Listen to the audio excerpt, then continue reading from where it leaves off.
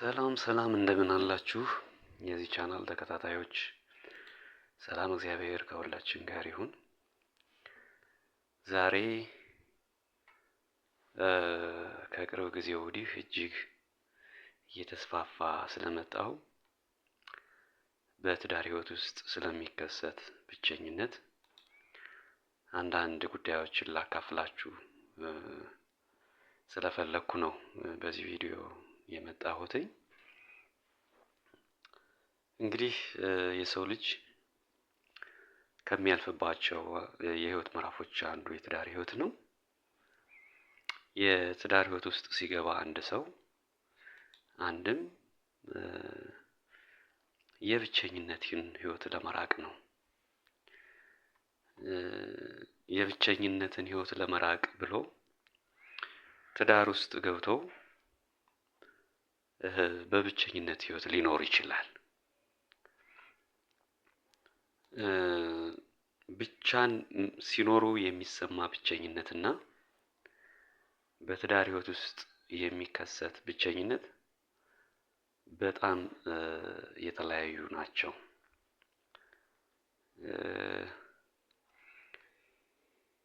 እንግዲህ በዚህ በብቸኝነት ስሜት ውስጥ የሚሰቃዩ ብዙ ባለትዳሮች ይኖራሉ። ብዙዎቻችን እንደዚህ አይነት ስሜት ውስጥ ልንኖር እንችላለን እና ብዙም ሰው ላይረዳውም ይችላል እንደዚህ አይነቱን የብቸኝነት ስሜት እና እስኪ ባጭሩ ለማየት እንሞክራለን።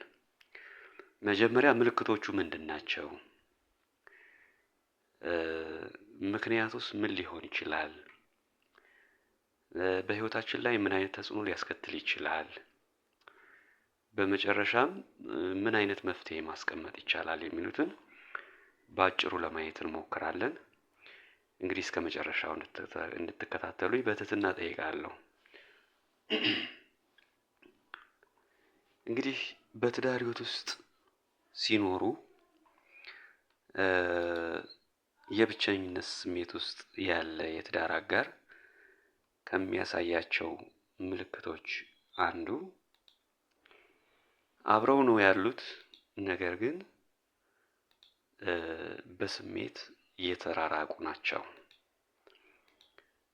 የትዳር አጋሯ አብሯት አለ፣ ግን አብሯት ያለ አይመስላትም ለሷ ማለት ነው። በብቸኝነት ህይወት ውስጥ የምትኖር ከሆነ ማለት ነው። በነገራችን ላይ ለሴቷ የምናገረው ለወንዱም ይሰራል፣ ለወንዱም የምናገረው ለሴቷም ይሰራል። ይሄን ትረዱኛላችሁ ብዬ አስባለሁ። እንግዲህ አብረው ምሳ ሊበሉ ይችላሉ፣ አብረው እራት ሊበሉ ይችላሉ፣ አብረው በትራንስፖርት ሊጓዙ ይችላሉ። ነገር ግን የተለያየ አይነት ስሜት አብረው እንዳልኖሩ አይነት ስሜት ሊሰማ ይችላል። ያ አንዱ ምልክት ነው። በስሜት አለመናበብ ማለት ነው። ሌላው ብዙ ጊዜ አያወሩም። አብረው ናቸው ግን አያወሩም። ምናልባት ሁለቱም ስልኮቻቸው ላይ ሊሆኑ ይችላሉ፣ ወይም ሌላ ጉዳይ ላይ ሊሆኑ ይችላሉ። አንደኛው መጽሐፍ ሊያነብ ይችላል፣ ሌላኛው በሌላ ስራ ቢዚ ሊሆኑ ይችላሉ። ብዙም ጊዜ አብረው አያወሩም፣ ስሜቶቻቸውንም አይገልጹም። ቀደም ትዳር በመሰሩበት ወቅት እንደሚታየው አይነት ኮሚኒኬሽን ወይም ተግባቦት ብዙ ጊዜ አይታይም፣ እየቀነሰ ይሄዳል። የማውራት ልምዳቸው እየቀነሰ ይሄዳል። ምናልባት ምንድነው አንደኛው ለምሳሌ ሴቷ የብቸኝነት ስሜት የሚሰማት ከሆነ ምናልባት የሆነ ነገር ባወራው ደስተኛ ላይሆን ይችላል፣ በማነሳው ነገር ደስተኛ ላይሆን ይችላል፣ በማወራው ጉዳይ ፍላጎት ላይኖረው ይችላል የሚል አይነት ስጋት የመሰማት ሊኖር ይችላል። እኔ የሚሰማኝን ስሜት ላይሰማው ይችላል፣ ስለዚህ ዝም ቢል ይሻላል ብላ ዝም ልትል ትችላለች ማለት ነው። እንዲህ አይነቱ ስሜት በትዳር ህይወት ውስጥ ከሚከሰት ብቸኝነት ምልክቶች አንዱ ነው። ሌላኛው ምንድነው? ከዛ ሰው ለመራቅ መፈለግ አይነት ለምሳሌ ምቾት ካልሰጣት ወይም ካልሰጠው ከትዳር አጋር የምትርቅበትን ሰበብ ትፈልጋለች። ወይ በስራ ምክንያት መራቅ ልትፈልግ ትችላለች፣ ወይ ቤተሰብ ለመጠየቅ በሚል የተለያዩ ምክንያቶችን ታስቀምጥና መራቅ ልትመርጥ ትችላለች። ይህ አንዱ ምልክት ነው። ብዙ ጊዜ ስራ ቦታ ማሳለፍ ሊሆን ይችላል። ብቻ ከትዳር አጋራችን ረጅም ሰዓት ላለማሳለፍ መፈለግ አንዱ ምልክት ነው። በትዳር ህይወት ውስጥ ከሚከሰቱ ምልክቶች ማለት ነው። ሌላኛው ብዙ ጊዜ የግብረ ስጋ ግንኙነት አለማድረግ፣ በጣም በተራራቀ ወቅት ማድረግ ማለት ነው። ቢደረግም እንኳን ምንም ሴንስ ያለማግኘት፣ ደስታ የማጣት፣ የግብረ ስጋ ግንኙነት በሚፈጽሙበት ጊዜ እርካታ የማጣት፣ ደስተኛ ያለመሆን፣ ሳይፈልጉ ማድረግ፣ እንደዚህ አይነት ክስተት ካለ ያ ሰው በብቸኝነት ህይወት ውስጥ እየኖረ ነው ማለት ነው። እነዚህ ምልክቶች የሚታዩባችሁ ከሆነ ያው በብቸኝነት ህይወት ውስጥ እየኖራችሁ መሆኑን ማሳያ ነው ማለት ነው። እና በርካታ ምልክቶች ሊኖሩ ይችላሉ ከዚህ ጋር በተያያዘ ግን ዋና ዋናዎችን ነው የጠቀስኩላችሁ። ምክንያቶች ምን ሊሆኑ ይችላሉ? እስኪ ምናልባት ገፊ ምክንያቶች ሊኖሩ ይችላሉ። መቼም ሰው የትዳር ህይወት ውስጥ ሲገባ እንደዚህ የብቸኝነት ህይወት ውስጥ እመራለሁ ብሎ አይደለም። ትዳሩ ከተመሰረተ በኋላ ሊፈጠሩ የሚችሉ ውስጣዊና ውጫዊ ምክንያቶች ሊኖሩ ይችላሉ። ከእነዚህ ምክንያቶች አንዱ የስራ ጫና ሊሆን ይችላል። የስራ ወይም ደግሞ የቤተሰብ ልዩ ልዩ ጫናዎች ሊፈጠሩ ይችላሉ። ለምሳሌ አንድ ሰው በጣም ራሱን በስራ ሊወጥር ይችላል። ቀንም ይሰራል፣ ማታም ይሰራል። አብዛኛውን ጊዜውን የሚያሳልፈው ስራ ቦታ ሊሆን ይችላል ማለት ነው። በዚህ ወቅት ለትዳር አጋሩ የሚሰጠው ሰዓት እየቀነሰ ይሄዳል ማለት ነው። አንዱ ምክንያት ይሄ ሊሆን ይችላል። ብዙ ጊዜ የተለመደው ይሄ ነው። ብዙ ሰው ኑሮን ለማሸነፍ አብዛኛውን ጊዜም በስራ ያሳልፋል። ከትዳር አጋሩ ጋር የሚያሳልፈው ጊዜ እየቀነሰ በመጣ ቁጥር በሌላኛው ወገን ላይ የብቸኝነት ስሜት እንዲዳብር ሊያደርግ ይችላል። ምክንያቱም አብዛኛውን ጊዜውን የሚያሳልፈው ከጓደኞቹ ጋር ነው፣ ከስራ ባልደረቦቹ ጋር ነው፣ ከቢዝነስ ሰዎች ጋር ነው፣ ወይም ከሌላ ስራውን ሊያሳልጥለት ከሚችል ጉዳይ ጋር ነው አብዛኛውን ጊዜውን የሚያሳልፈው። ቤትም መጥቶ ኮምፒውተር ላይ ሊሆን ይችላል። ቤቱ ድረስ ስራ ይዞ ሊመጣ ይችላል።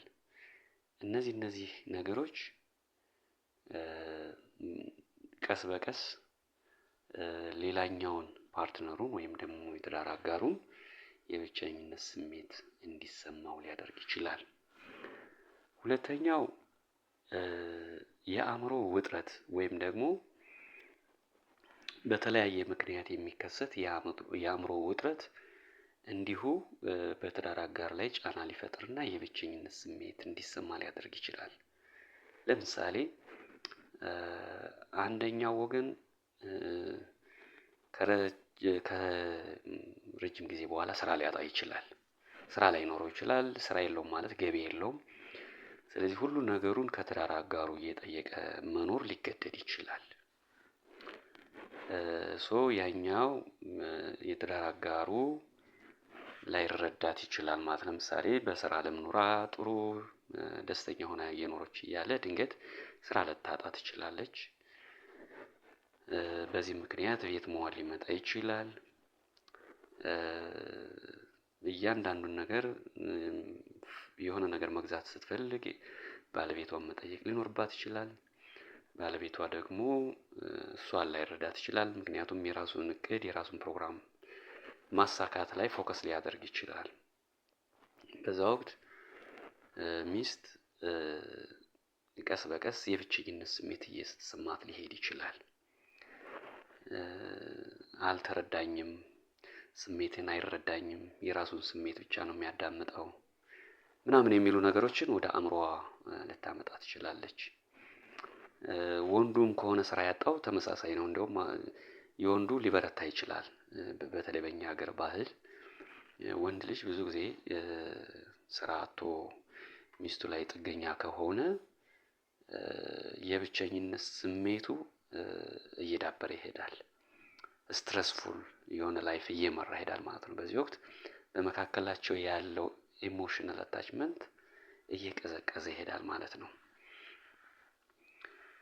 ሌላው ምንድነው? ይሄ ተጨባጭነት የሌለው ከትዳር ህይወት ከእውነታ የራቀ ኤክስፔክቴሽን ነው በአማርኛ ምን እንደምንለው አንሪያሊስቲክ ኤክስፔክቴሽን ወደ ብቸኝነት ህይወት ሊያመራ ይችላል። ምክንያቱም ትዳር ስንመሰርት የሆነ ነገር ጠብቀን ነው፣ የሆነ ነገር ፈልገን ነው። ያን የፈለግነውን ነገር እንደፈለግነው ሆኖ ሳናገኘው ስንቀር ቀስ በቀስ ወደ ብቸኝነት ህይወት ወይም ደግሞ የብቸኝነት ስሜት በውስጣችን ሊዳብር ይችላል። ብዙ ጊዜ የብዙዎቻችንም ችግር ይሄ ነው። ትዳርን ፍጹም አድርጎ የመሳል፣ ፍጹም አድርጎ የመጠበቅ፣ አንዳንዴም ደግሞ ከትዳር ህይወት በፊት ያለው የሁለቱ ግንኙነት የባልና የጮኛሞች ግንኙነት በጣም ጥሩና ፖዚቲቭ የሆነ ነው። ምንም ፈተና ብዙ የለውም፣ አይታይበትም። መልካም የሆነ ግንኙነት ነው ያላቸው። ወደ ትዳር ሲገቡ ግን እውነተኛ ህይወት ይጀመራል። ባልም ሚስትም የተደበቁ ባህሪያት ሊወጡ ይችላሉ። አላስፈላጊ የሆነ ኮሚኒኬሽን ሊፈጠር ይችላል። ራስ ወዳድነት፣ ሌሎች ነገሮች እየወጡ ሊመጡ ይችላሉ። እንዴ ትዳር እንደዚህ ነው እንዴ ወደሚል ጥያቄ ይገባል ማለት እና በመካከላቸው ያለው ኮሚኒኬሽን ጋፕ እየሰፋ በሄደ ቁጥር በሁለቱ ወይም በአንደኛው ላይ የብቸኝነት ህይወት ሊከሰት ይችላል ማለት ወይም የብቸኝነት ስሜት ሊከሰት ይችላል ማለት ነው። ሌላው የግልፀኝነት ችግር ነው። ብዙ ጊዜ በትዳር ህይወት ለብቸኝነት ከሚጋብዘን ነገር አንዱ ግልጽ ሆኖ ራስን ለትዳር አጋራችን አለማቅረብ ነው። ያኛው የትዳር አጋራችን ላይረዳን ይችላል እስካልገለጽንለት ድረስ ማለት ነው። ሚስት ለባሏ፣ ባል ለሚስት ራሱን እስካልገለጸ ድረስ ሌላኛው ወገን ላይረዳ ይችላል። አይረዳኝም በሚል ድምዳሜ ዝም ማለትን መምረጥ። ዝምታ እየሰፈነ በሄደ ቁጥር ደግሞ ያው የብቸኝነት ስሜት እያደገ ሊሄድ ይችላል ማለት ነው። ሌላው ምክንያት በተለይም አሁን እየተስፋፋ የመጣው ይሄ ሶሻል ሚዲያ ኮምፓሪዝን የምንለው ወይም ደግሞ ሁላችንም ያው የማህበራዊ ሚዲያ ተጠቃሚዎች ነን። በማህበራዊ ሚዲያ የተለያዩ ጥንዶችን እንመለከታለን። ብዙ ጥንዶች ያው እንደምናየው በቲክቶክም በዩቲዩብም በተለያየ የሶሻል ሚዲያ ፕላትፎርም የቤታቸውን ህይወት ይገልጻሉ። ከአኗኗራቸው ጀምሮ ከፍቅራቸው ያላቸው ቀረቤታ በድራማ መልክም ይሁን በተለያየ መንገድ ያሳዩናል። ያ የሚያሳዩን ነገር ግን እውነት ይሁን አይሁን እነሱ ናቸው የሚያውቁት። እኛ ግን የትዳር ህይወታችን እንደዛ እንዲሆን እንፈልጋለን። ያ የተሳሳተ ኮምፓሪዝን ነው። እኛ መሆን ያለብን ራሳችንን ነው። እንግዲህ ያንን ድንበር ስናልፍና ሌሎችን ለመሆን ወይም ደግሞ እንደ ሌሎች ለመሆን ባሰብን ቁጥር ሳናስበው በመካከላችን ክፍተት እየፈጠርን እንሄድና ደስተኛ ያለመሆን፣ ደስታን የማጣት፣ በትዳር ህይወት ያለ መርካት ወደዛ ስሜት ልንገባ እንችላለን። ያ ወዴት ያመራናል ማለት ነው? ቀስ በቀስ የብቸኝነት ስሜት እንዲሰማን ሊያደርግ ይችላል። እነገሌ እኮ የሚኖሩት እንደዚህ ነው ደስ ሲሉ ምናምን እያሉ የሌሎችን ህይወት ወደኛ እንዲመጣ መሻት። በጎ ነገር መሻት ክፋት የለውም። መልካም የሆነውን ነገር ከሌሎች የትዳር አጋሮች መማር ክፋት የለውም። ነገር ግን ሰው ራሱን ነው መሆን ያለበት ከምንም በላይ። እሱን ያው በኋላ ወደ መፍትሄው ስንመጣ የምናየው ይሆናል። ሰው ራሱን ነው መሆን ያለበት። ሌላውን ለመምሰል በጣረ ቁጥር ትዳሩን ፈተና ውስጥ እየከተተው ነው የሚሄደው ማለት ነው። እና ከእንደዚህ አይነት ንጽጽር ራሳችንን መጠበቅ አለብን ለማለት ነው። ይህን ካል በትዳር ህይወት ውስጥ የሚከሰት የብቸኝነት ስሜት ሊያስከትል የሚችለው ተጽዕኖ ምን ሊሆን ይችላል የሚለውን እስኪ ባጭሩ እንይ። የመጀመሪያው እንግዲህ አላስፈላጊ ባህሪያት ሊከሰቱ ይችላሉ። በጊዜ መፍትሄ ካልተሰጠው አንደኛው ወይም ሁለቱም ያልተፈለገ ባህሪ ሊያዳብሩ ይችላሉ። ለምሳሌ አልኮል መጠጣት ሊሆን ይችላል፣ ወይም ደግሞ ሌሎች አላስፈላጊ ሱስ ውስጥ መግባት ሊኖር ይችላል። ከዛ በፊት የማይጠጣ የነበረው ሰው መጠጥ ሊጀምር ይችላል። ድብርት ውስጥ መግባት፣ ስትረስ ውስጥ፣ የአእምሮ ውጥረት ውስጥ መግባት ሊሆን ይችላል። በሽታ የመከላከል አቅም መቀነስ፣ የምግብ ፍላጎት መቀነስ፣ አጠቃላይ የደህንነት ስሜት መቀነስ፣ የልብ ሌሎችም ተያያዥ አካላዊ ችግሮች ሊከሰቱ ይችላሉ ማለት ነው። ያ ብቻ አይደለም። የብቸኝነት ስሜት በጊዜ መፍትሄ ካላገኘ አንደኛው ወይም ሁለቱ ሌላ የትዳር ህይወት የመሻት ሊኖር ይችላል፣ ወይም ደግሞ መወስለት ወይም ቺቲንግ የምንለው ሊፈጠር ይችላል። ሴቷ ሌላ ወንድ የመፈለግ፣ ወንዱ ሌላ ሴት የመፈለግ፣ እንደዚህ አይነት አዝማሚያዎች ሊፈጠሩ ይችላሉ ማለት ነው።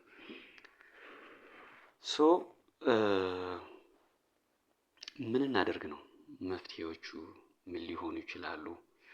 አንድ ሰው በትዳር ህይወት ውስጥ እየኖረ የብቸኝነት ስሜት ከተሰማው ምን አይነት መፍትሄዎችን መጠቀም እንችላለን የሚለውን እስኪ ባጭሩ እንመልከት።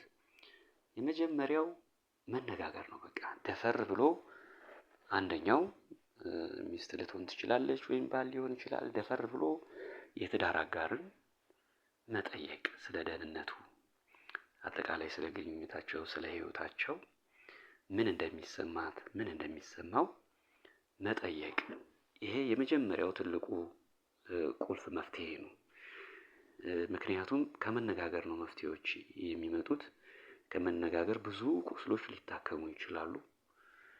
ከመነጋገር በመካከል ተፈጥሮ የነበረው አላስፈላጊ ስሜት ሊወገድ ይችላል ማለት ነው። እና ደህና ነህ ወይ? ደህና ነሽ ወይ? ምን ተሰማሽ? ምን ተሰማህ? አጠቃላይ ስለ ትዳር ህይወታቸው በድፍረት ዲስከስ ማድረግ መቻል አለባቸው። በድፍረት በቃ። ምክንያቱም የትዳር ህይወት ይሉኝታ አያስፈልገውም። የጋራ ህይወት ነው። ረጅም ህይወት የምንኖረው ህይወት ነው። ልጆችን ወልደን አጠቃላይ በመተባበር በመተሳሰብ በፍቅር የምንኖርበት ህይወት ነው። ይህንን ህይወት እንደማንኛውም እንደ ጎረቤት ወይም እንደሌላ ሰው በዝምታ የምናልፈውና የምንኖረው አይደለም። ስለዚህ ደፈር ብሎ ችግርም ካለ ከአንደኛው ወገን ችግሩ እስኪታወቅ ድረስ ዲስከስ ማድረግ፣ መወያየት፣ መነጋገር ያስፈልጋል። ምናልባትም ካለመነጋገር የተፈጠረ ሊሆን ይችላል። የብቸኝነት ስሜቱ የተፈጠረው ማለት ነው። በትንሽ ክፍተት፣ በትንሽ አለመግባባት፣ በትንሽ መደባበር ሊሆን ይችላል ያ ነገር የተፈጠረው። ስለዚህ ደፈር ብሎ የትዳር አጋርን ማውራት፣ መጠየቅ፣ እፈልግሃለሁ፣ እፈልግሻለሁ ብሎ ቦታና ሰዓት መርጦ መነጋገር አንዱ ይሄም መፍትሄ ነው።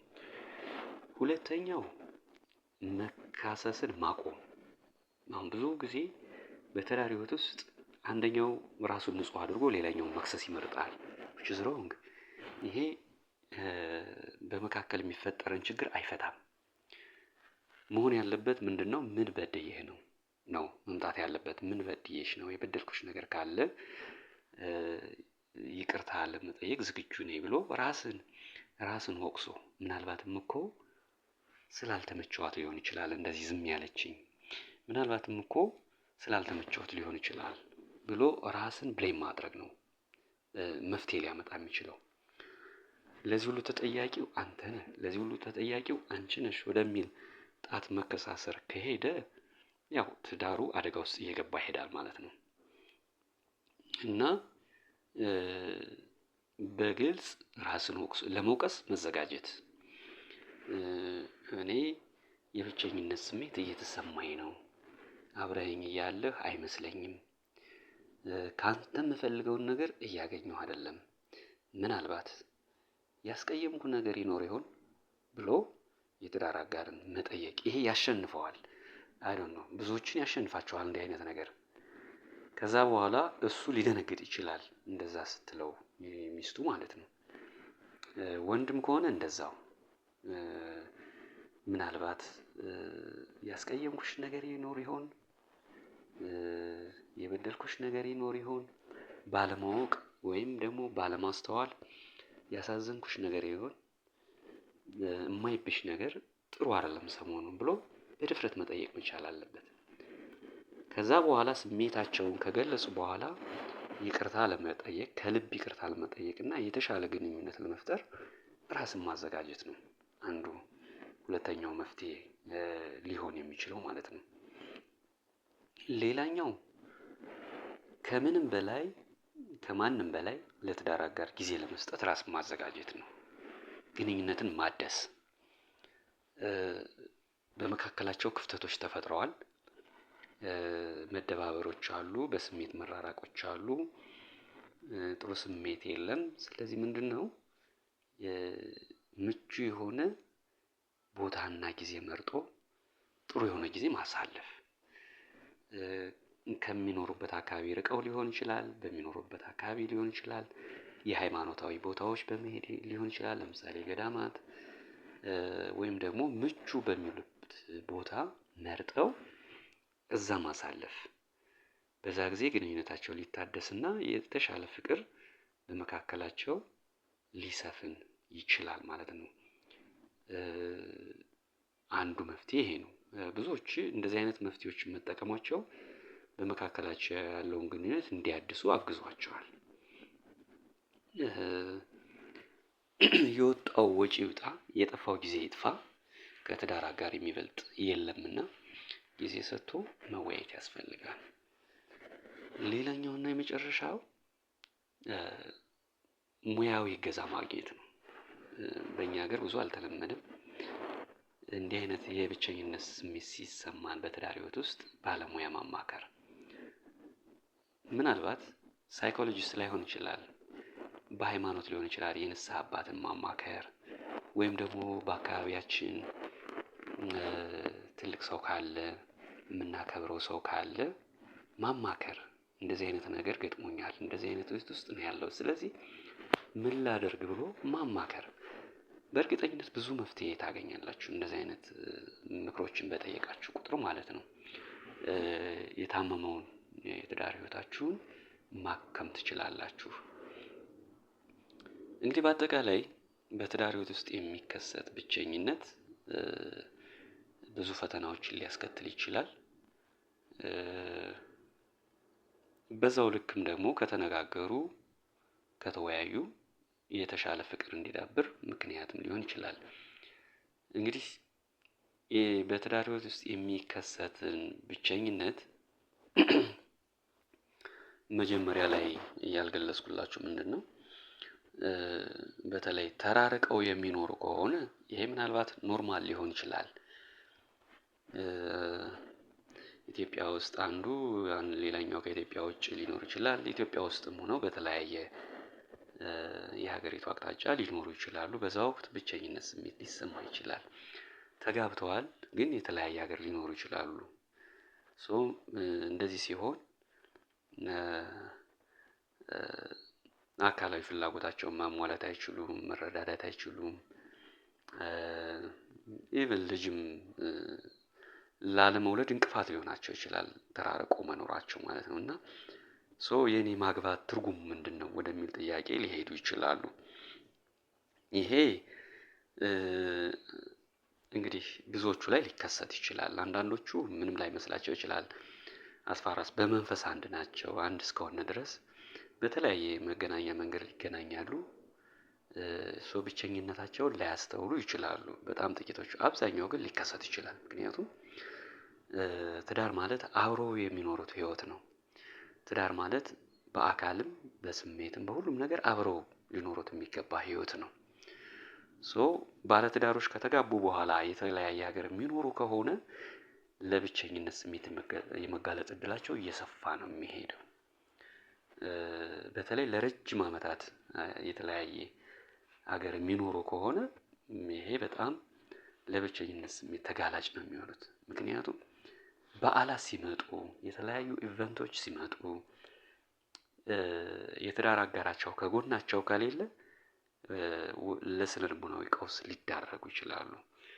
ከሁለት አንዳቸው ወይም ሁለቱም ሊሆን ይችላል። እና በተቻለ መጠን የትዳር ህይወትን ጣፋጭና ደስተኛ ለማድረግ አብሮ መኖር። አብሮ ሲባል እንግዲህ በአካልም በመንፈስም ነው። አብሮ መኖር ሲባል በአካል አብሮ ኑሮ በመንፈስ ከተለያዩ በአካልም በመንፈስም ከተለያዩ የትዳር ህይወታቸው አደጋ ውስጥ እየገባ ነው ማለት ነው። እና እንግዲህ ከእንደዚህ አይነቱ የስነ ልቦና ቀውስ